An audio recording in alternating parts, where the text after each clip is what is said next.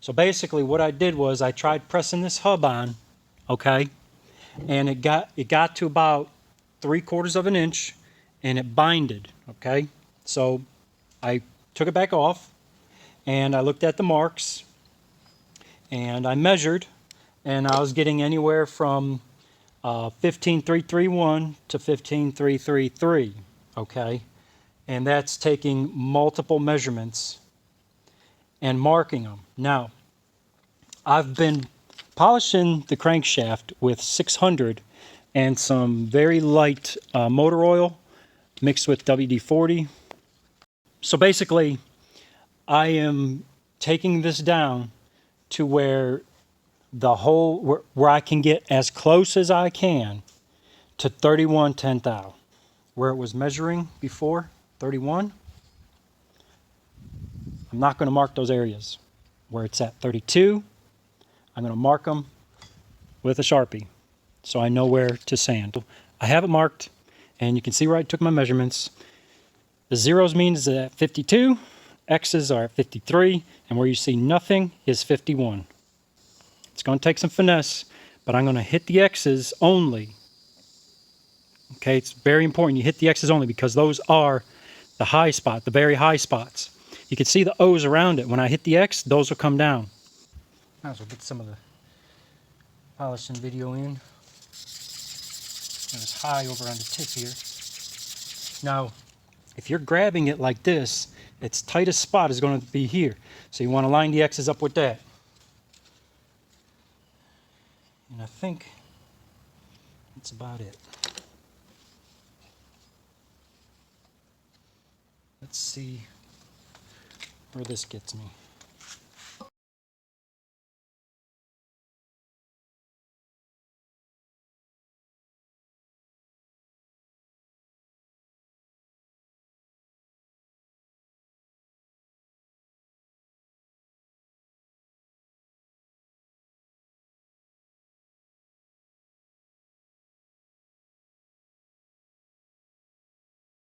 Looking at this, I'm going to put heavy pressure here, heavy pressure here, and heavy pressure here. So basically 3 spots. You just want to sand where the X is, the highest spots, and then keep taking your readings, because when you sand this area, it's going to hit all of them spots around it. Okay?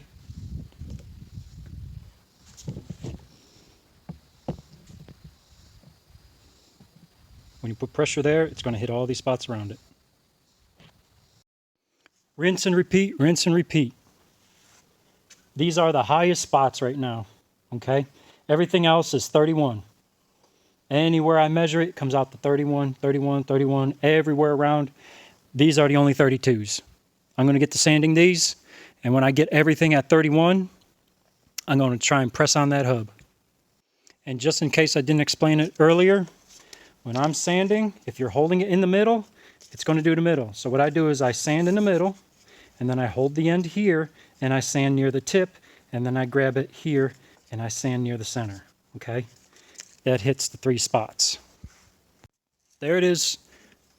It is completely at 31 across the board, taking 4 measurements here, 4 here, 4 here, 4 here, 4 here, and 4 here. It's all 31. Now, when I mark this the first time, I'll mark this 180-degree section, and then I'll flip it around, and I'll measure this 180-degree section. Okay, why do I do that? So you're not taking off too much material on one side and leaving this side just leaving it. Okay, so far it feels lighter than it did before. So I'm thinking what I did some improvement. It is definitely a little easier. It's definitely smoother.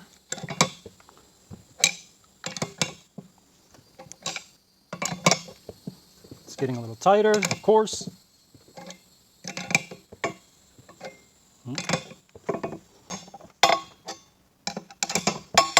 Okay, right there. So I'm going to call it that I'm going to have to go to 30. So I'm going to take 1/10 thou off the whole circumference, and start all over again. Right now, I could probably, I know I could definitely force it on, but I don't want to do that. I've installed a lot of hubs on the cranks, a lot of dampers on cranks, and you get the feel of it, okay? It can be tight, but it has to be smooth, okay? It cannot bind. When you start hearing a light binding, that's a really tight fit. When it starts binding pretty loudly, then that's an indication of you need to take more material off. So that's where I'm at. I'm going to take this back off and rinse, repeat. All right. So now I took a 10 thousandths off, and right now I'm going to try and press this on again. See how far we get now.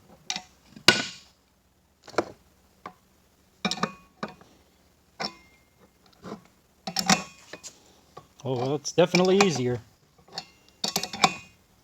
It's definitely easier.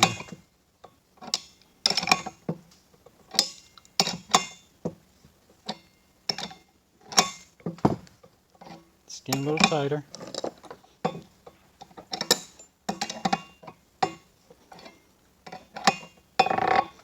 All right, so it's basically, so I got another 10th thou to go.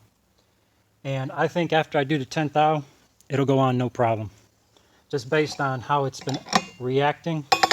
Yeah, right there, that ping right there, yeah, it's a little too tight. So now the crankshaft I know is straight, and I really don't want to take too much off the crankshaft snout. I'm going to get a dial bore gauge, and I'm going to measure the inside diameter of the hub, and most likely that's going to need a little bit of truing up. So I'm going to take the high spots off the inside of the hub and measure again and go from there.